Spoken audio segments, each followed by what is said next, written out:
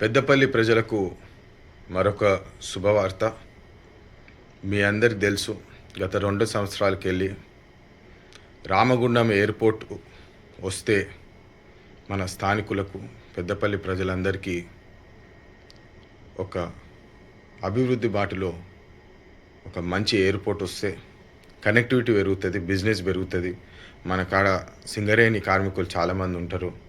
వాళ్ళు ట్రావెల్ చేయాలంటే 3 గంటలు హైదరాబాద్కు వచ్చి మళ్ళీ ఎయిర్పోర్ట్కి పోయి ఆ కష్టాలు చూసి పెద్దపల్లిలో రామగుండంలో ఒక ఎయిర్పోర్ట్ రావాలని చెప్పి ఏదైతే ప్రజలు కోరుకున్నారో దాని ప్రకారము ఈరోజు స్టేట్ గవర్నమెంట్కి వెళ్ళి దాదాపు 50 లక్షలు ఏదైతే ప్రీ ఫీజిబిలిటీ స్టడీ చేసేది ఉందో అది సెంటర్కి కట్టడం జరుగుతుంది.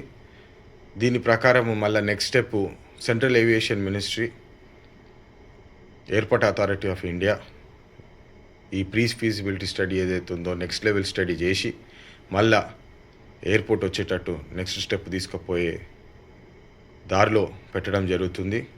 దీని ప్రకారము మేము ప్రజలకు తెలియజేసేది ఏంటంటే దీన్ని మేము స్వాగతిస్తున్నాము. ఈ పేమెంట్ జరిగిన తర్వాత మళ్ళా సెంటర్కి వెళ్ళి ఇంకొక ఫీజిబిలిటీ స్టడీ జరుగుతుంది.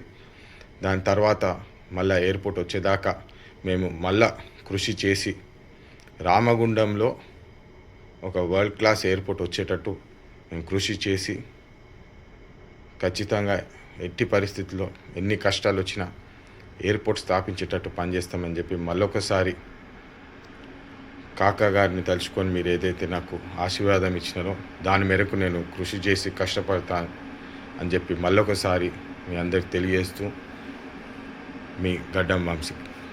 జై హింద్, జై తెలంగాణ.